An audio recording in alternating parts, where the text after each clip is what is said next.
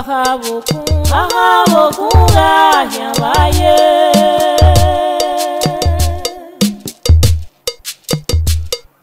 Ebagoyo Matao Ahyawaga Saye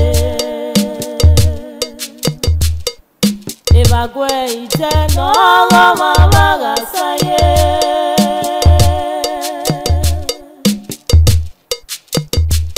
Iyonagoyo Matao Ahyawaga Saye Bahabokura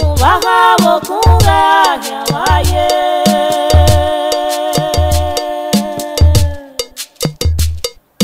Ebagoyo Matao Ahyawaga Saye Ebagwe Ite Nolo Mamaga Saye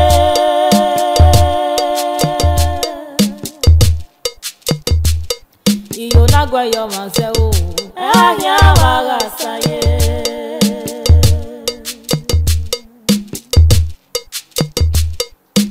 Eyarobo Sagorobe yo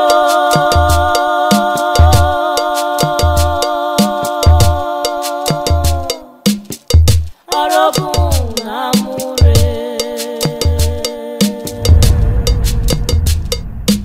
Eyarobo Sagorobe yo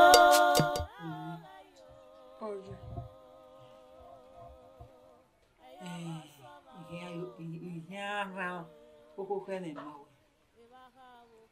Kedo la duwa no de mavera ta mamule no. Emi mamule no e woni tama. Enoge no ya vanika oni. E raga muna lele. Avugba ba ya fe ne noge ne. E raga ka lotu. Nyaga giso ne.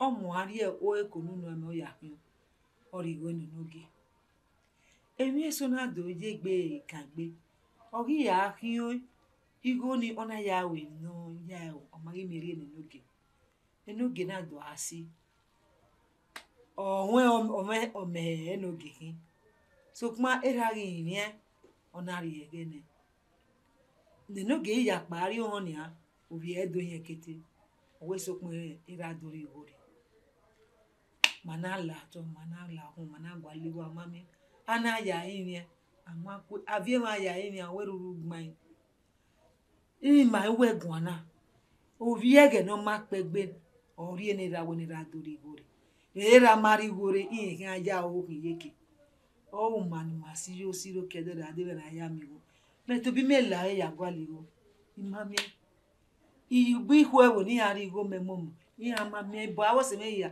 mami no rigo memomu o afia manera wa afia no na oyo kedere yo ade o ke ni gu we je na ya wa mule ni mekegere yo ade wa be gun aje o ja me wa tamera wo ke ni magu we nda pogo odun won wo kan won o ji me gbe na to ya de gbe do le gbe ya yin ija we nu pe di mai ke mi kedere yo ade o wa ya o bere ra hey oye na de gbe sa mu pa barin o de gbe wa mu ve bri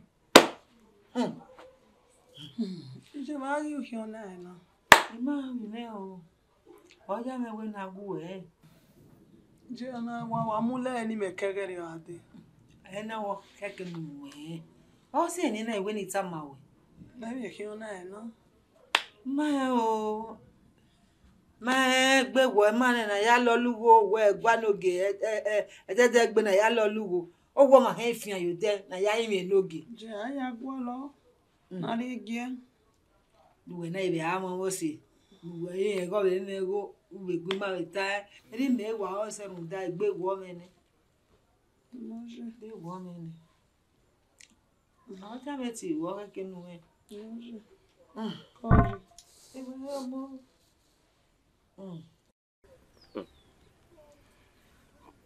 ti mere do dole bonaji ona ga wera me nya na mi egwefo egwa ga gun nya oni ahemi se nya gwa ege ni gbera ni i mere do dolu gwa do dole bonaji iya gere egwe enogi ove orena runda we no ri mo meme ya kama egwe ebe na muza keke area muza mimi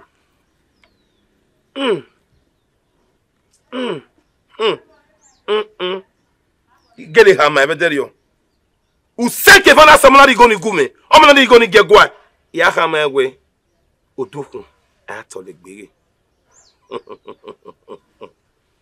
no mo meme no da meme onye ayubo kanyeru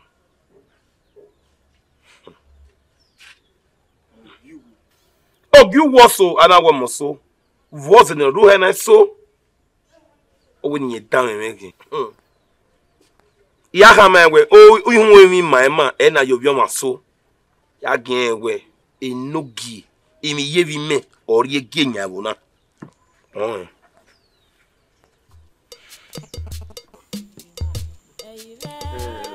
Marie, zebe nyokia uto.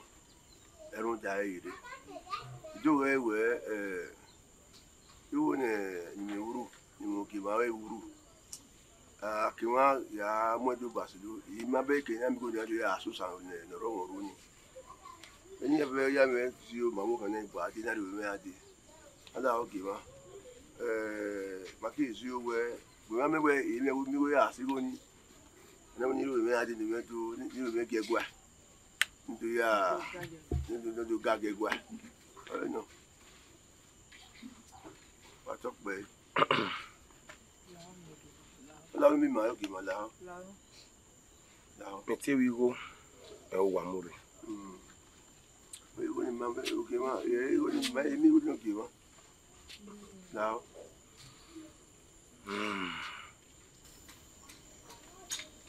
Na ibunugwa oyedene no ise mete wi go ni e o wa mo ade gwa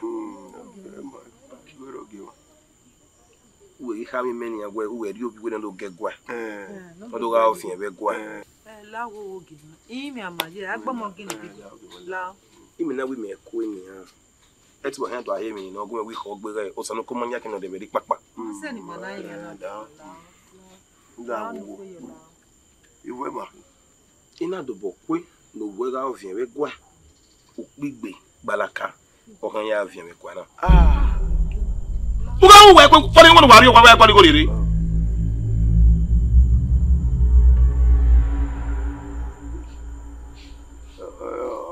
Makuyo ge wonu tai makuyo wonu tai makuyo baba ya mama we ku wa gbon se me yan bo agbogi ma awa aze ma yogi ma bo awa yin me no wa ka yin what's okay ta mi lu gwa ju ndo gegwa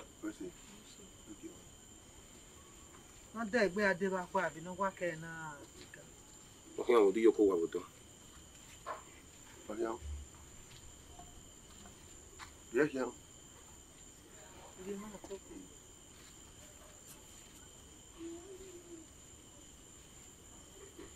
wọ́n ṣe ògì wọn wọ́n ṣe. ìyá yẹ wà ní.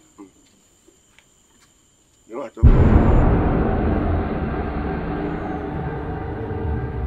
Ọmọ sẹ́dí rìbá. Ọmọ sẹ́dí.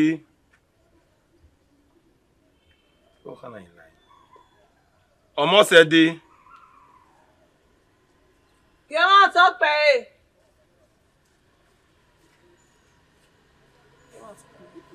Òwe ayé yé sí ni mi náà wà gó sí ìwé yìí. Irú àpọ̀pọ̀ wẹ̀ yóò kó wà ọjọ́. Ọba àpọ̀pọ̀. Mọ́kẹ́lá jẹ́ ìtẹ̀rí ẹ̀zẹ̀. Ọmọ wọn lè san lówà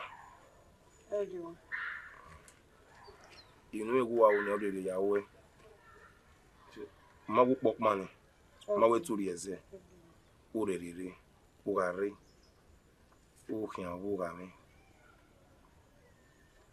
bóga yóò ní mi ọ̀ ìwé yóò ní mi ọ̀.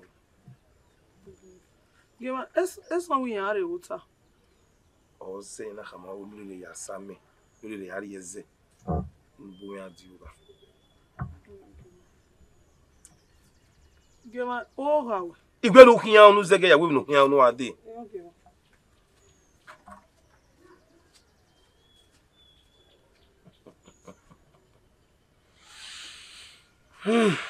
Ni bire mo.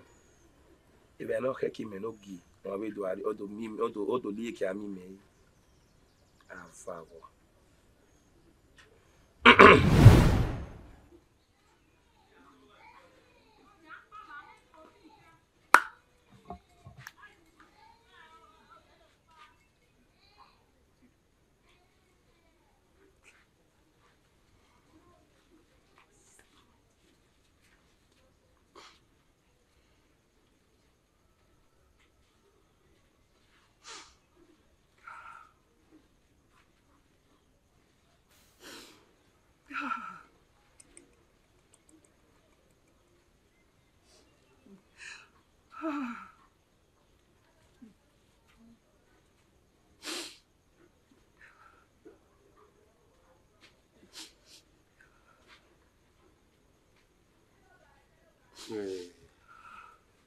Yo mo se di.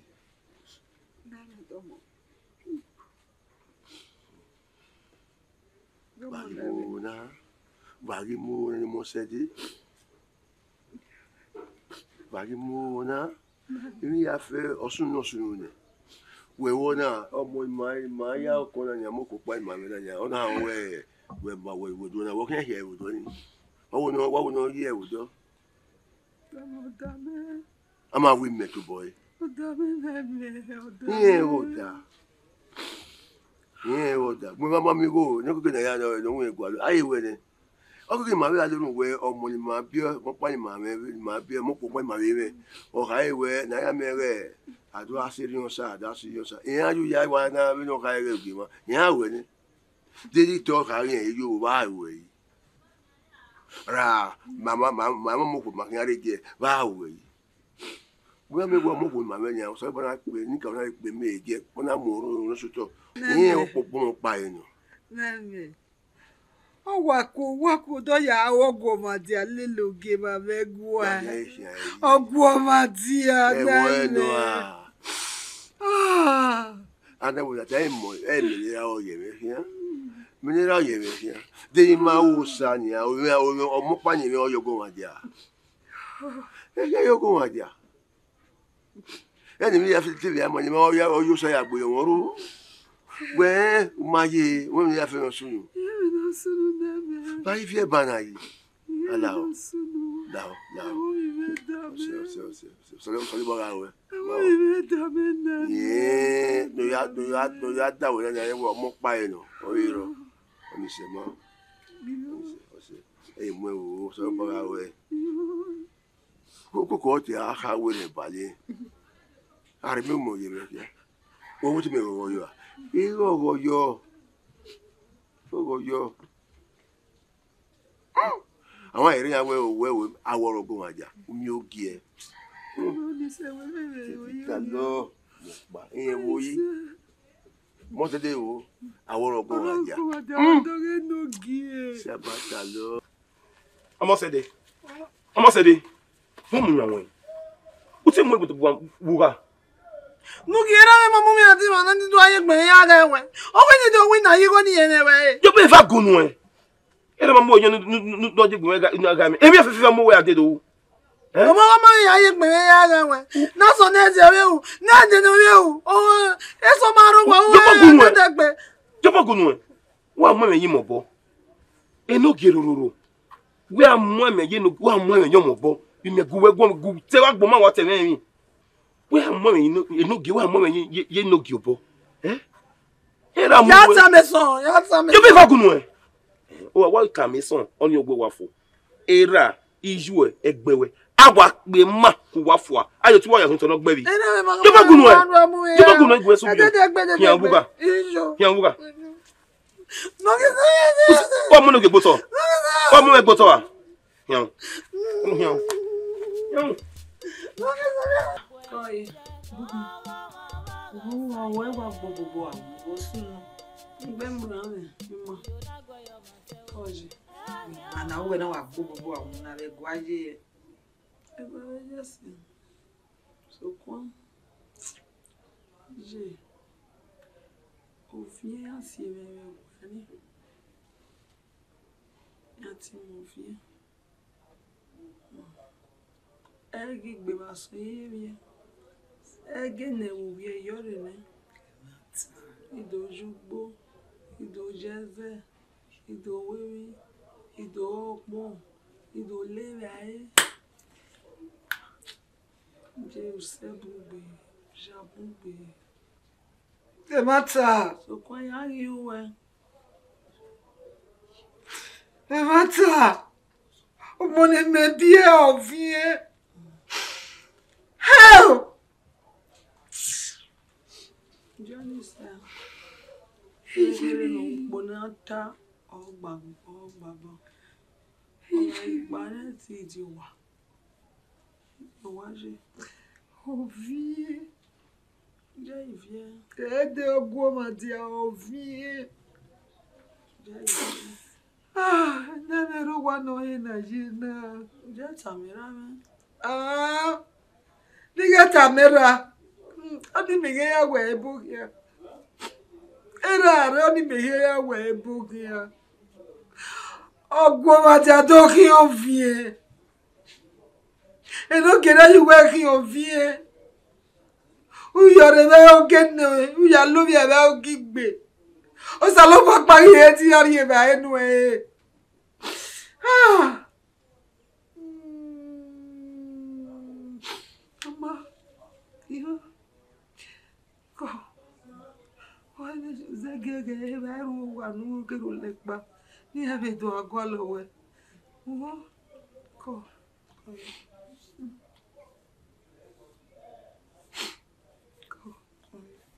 Mabera si we felushena. O fega gwalida gbo be 2000. O fega mo na be amisa ge ya ke do agwalo me.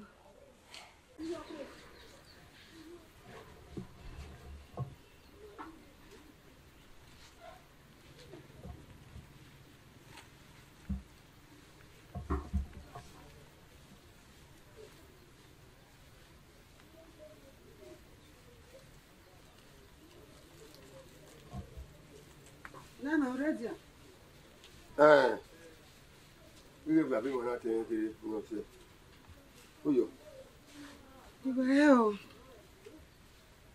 Iya tego agwa iru wa mami o ya me go. We ready. I want makoto have you have been on now. Baba. Aboy wa here oto. Who you? Ego nu na maro wa no de. Obi ma se mana. Mo se de. Ya yo hama. Oge ma sokma bore awa e ma de amuse unye uri ede ya no e bo sunugu megun awo sunugu megun oke dogun megun we ovien eyin ekibudo ni ogo made ovien novi eyin ekibudo egene eyin ya yori yen karule arieze yen ikezere edu emi wa yon pa le bayi yon pa okpon yon pa apolo yon pa emiya fefe no ro wa yon pa we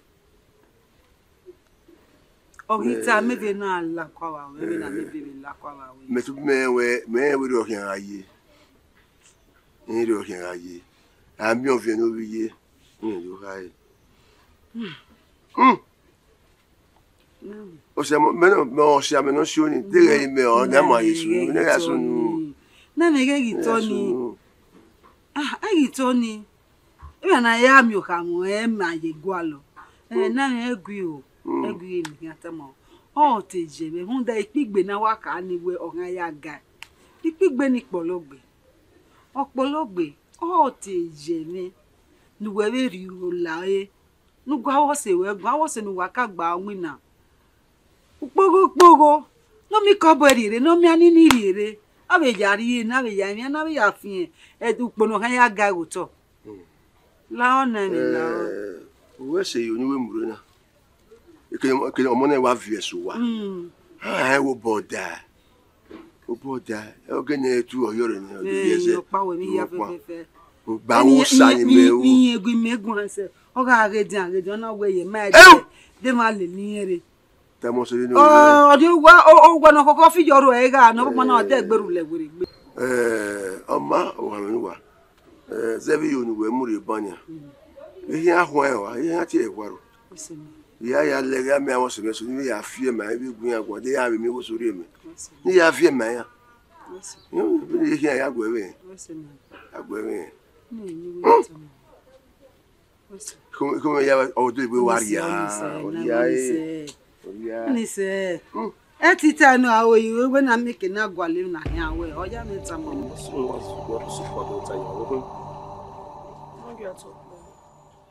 Nogi. Ukina gbera. Imamu bore. Ukina be lana. Imabe mo bore ukina phone na. Malagi mo boy we kan we gwe. Nogi. Oni ri e ma wetin yawa. Yawa no. Wa ni me. To se fo abunu. Nogi that's when it We ga han we kan we gwe. Nogi. Edo ka onuri eme laga. Mami riri ede.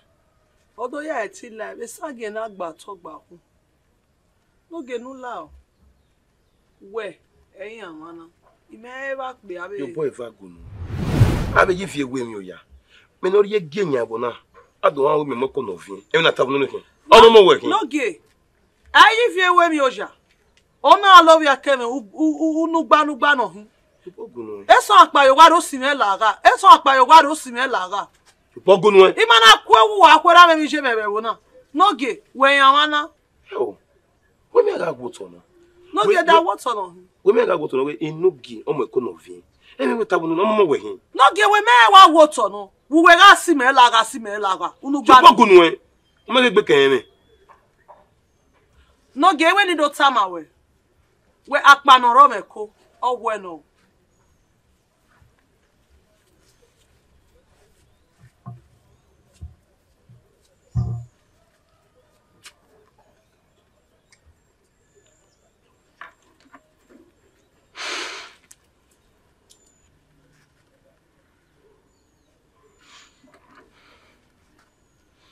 Na do mi ege mi no bo kana tare mata no.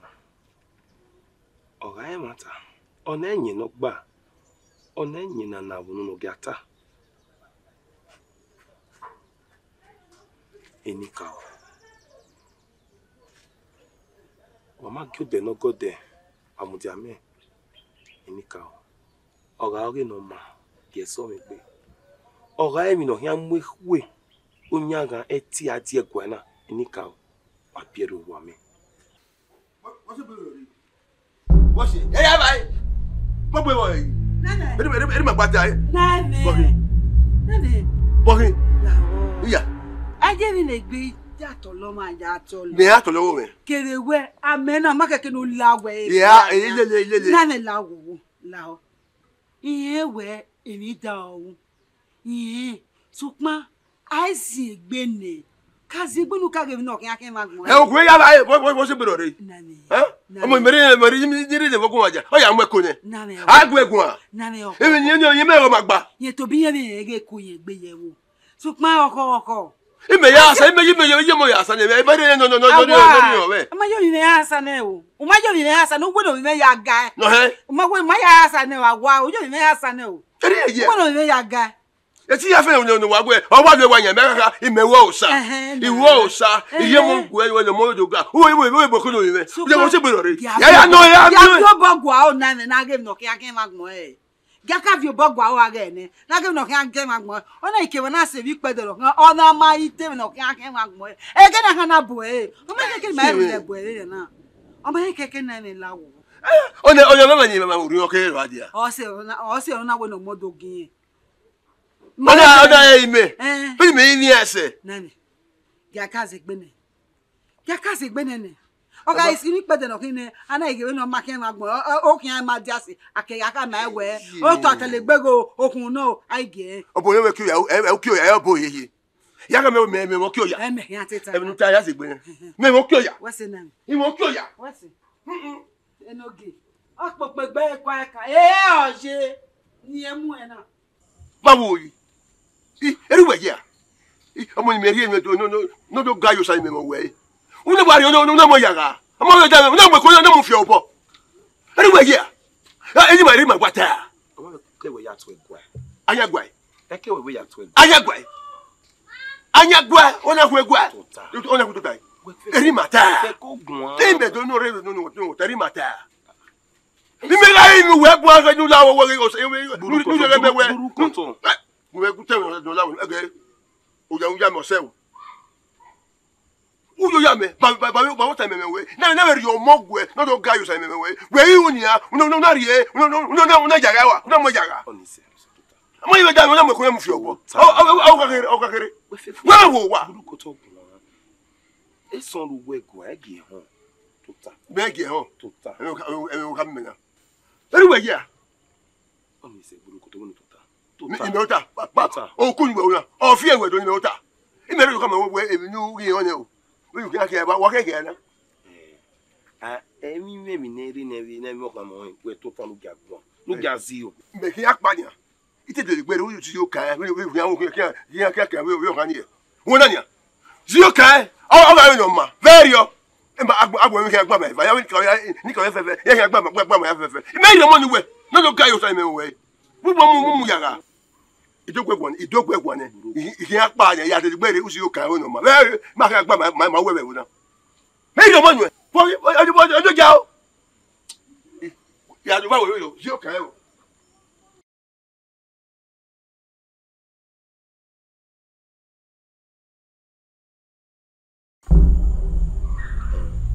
Yin wasi wa ya pa ni omo na ko. La ho. Ni me gi yin. Ibi no sunu. Omo na egbo ni ka ori egun. Ihe ti wa kwe na ja pa no mo na ko. Na la obubu na e pa no. Kimi no e no hali gbe ki no ri gbe ya asa.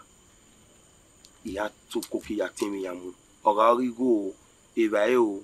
Imi ya fefefe ya ga viori. So papa no wa gi ebu ne bu be bu na nda we ya pa no eko awoto e no le ba se ba abi yen gi ma bi bie igbo na kana enika e ojo na gume na la agugu na pa no eko ti me gi yin we la ho ihe ti gbe za ba ku e ga se i ga me ni ga we la ho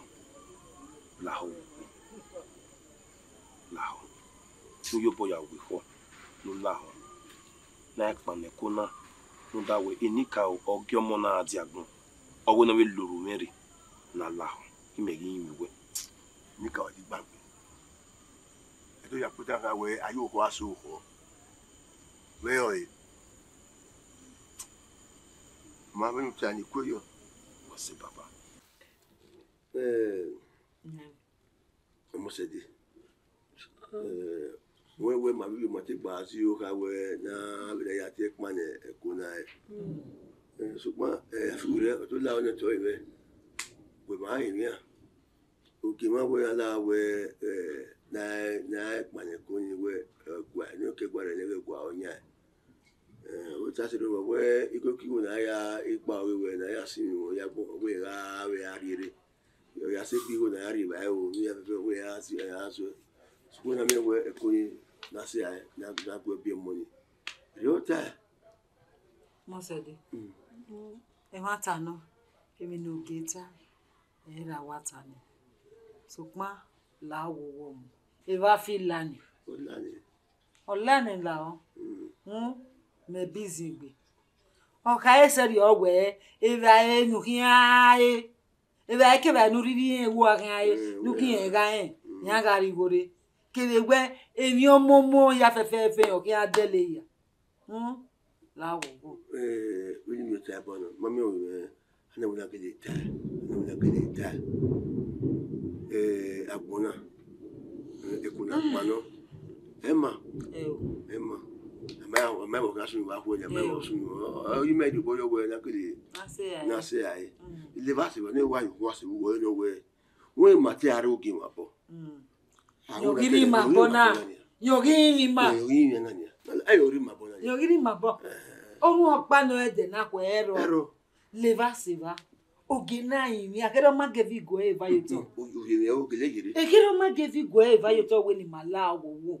Na ge gemoro pa Yo. Ye ge ni abemi ku yin. O. Oto ni. O ma no we. Uka we ero mo ero wa. Ma na. Abege no gi ni aseni kina. Igwe ebolua aka ogi ma yin. Igwe ebolua. Ai me we ki o ayi we ra mani mi bi we. Ati ma mo ai. Na we no ko le talo o ma na gele no ta we ameko ni. Ka we ere ro wa. Ma. Na mi ma ri abo e. De wo ya ri o. Ni ke ba no ri ki ai. Di ma e. Me an pupu ni ya no ko we o ko ri gore o ha o ne ko li ba na. O bi re. Ọmọ na ro wọn u pa ba ni ya ha ni iwo mo me amunu e iwo mo me ulu le ga ya mu e ulu lo ga ya mu ko na ma to iwe o be hun ya afu egbe ilo yo ya won wa ta me mi ko ji ko yo ma no na ma afu egbe wa ti abe mi mo mi o ise ati ka wa de bia na me ma ge no ge mo go be ri o iya ekwe mu ime wo ga ni agara ma ọmọ na le la wo mi ave mi we e ge awo se we ro pa mi no sunu be awa ata mo lo yan ni mi na ke mi re ke mi we re ke mi ma mi mama ya yin ya nga wo se o se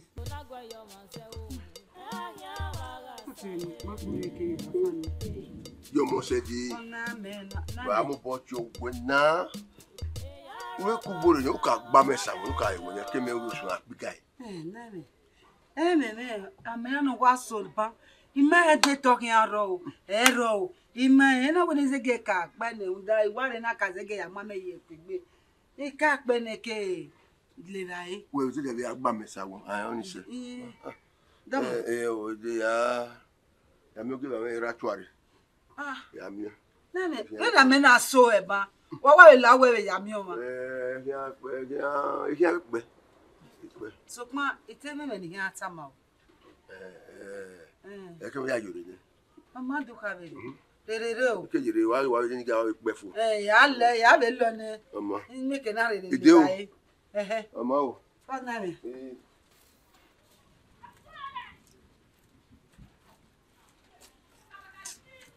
de wala mo ma pure da yin be ni ya we he tebe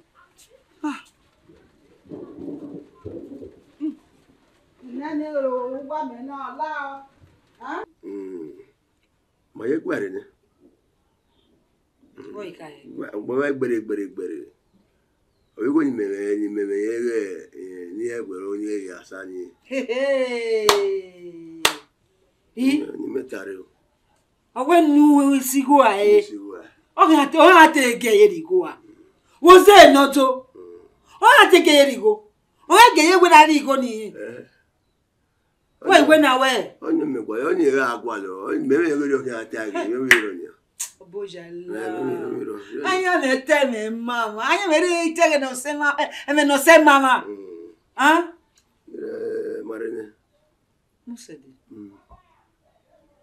egui egui ma era me vera o se we fe nu je na la wo la ho mo se di o we la ma ga yin we ni we ta ba no we no so we ni me ya bobo yin na yin na o si ga ro o la wo mo o su no su ne mo wa we no bobo ji mi dan wo ni e tu ga zo ni me ke na ri ba ji ma me ga me ba ya o no ni ni ma me ba ga ya no no ga gbi ma no mo o su ne mo o ya bi ma era ma iwe ma yo ke ale pere mo ma pa wo to e mo no ge uno o una o we ni e ko ni jo we hu yo ya bi mo ko ya bi Mosi wona wa kere ni anyo ki ni wa me kere wa na wa abi kan mi ni gbe ya si tua. Oja aya simye woma. Oja abi ya sai bonedo. Vai na miewe ije megun ane. Oha mamene. Otemi ya mefe mamene we oviogi eihi.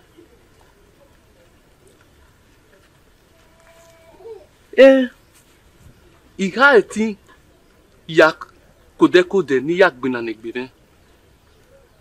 Oha me ebon owe kama me seri owe ni yak gbina na me. Owe yan bi boyo me yeke ni yak gbina na me. Igi popegbe.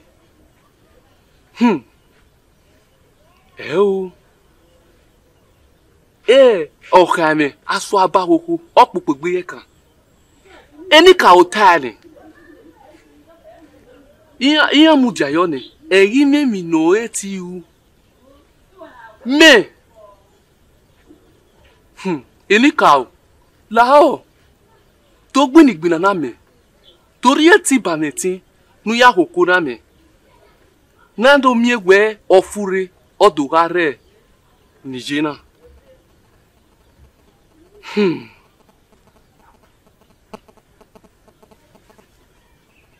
Baba wa sọ pé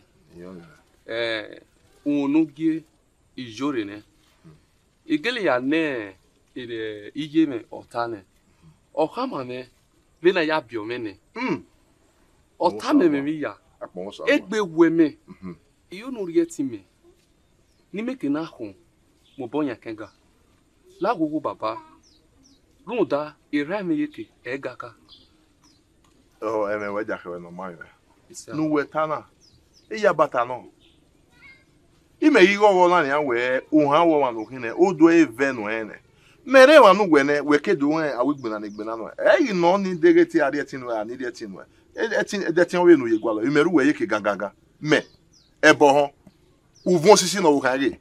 Agape mafia. Ime muja yo yeke gangaga. Ya yu hona ni a. Iya ba.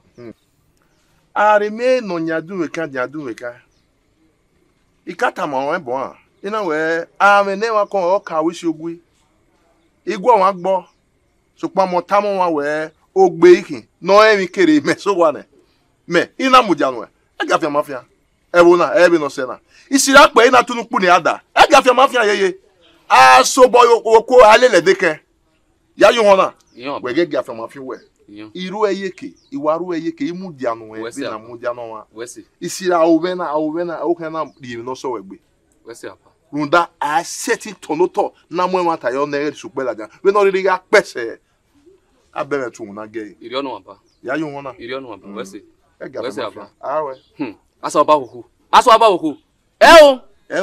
oga so aba hoku noro wa so ni ame omagbo anyi o igbera akwegbe iri onu we no mana go anyo igbera akwegbe o da boto ya lamu e we wa so ni anime we to ka ma we no kan aso abakoko mami awa anatin ona mo bi okoko ya ti le ka bu awe e ba ne tin ese omo aka awa yi ti mo bi owe pepeye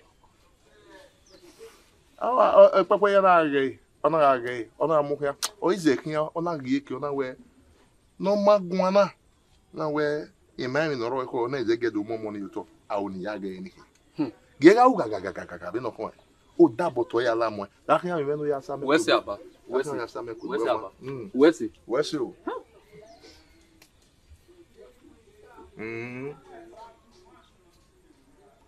me aso abakoko ti ya ko me no wi bagwa no ye kwa gba wa agbo tin na o ma e wo di ma na mi re yi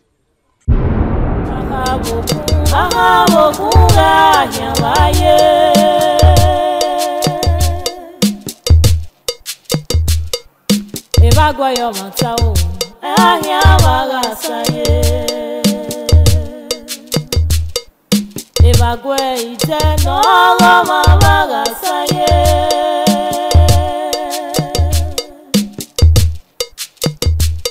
Iyo nagwa yo matao ahia wagasaye baja boku ya waye.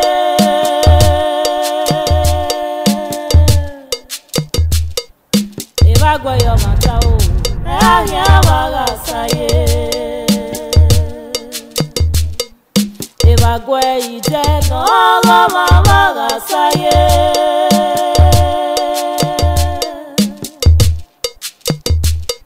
Iyo na goyo matao ya wagasaye.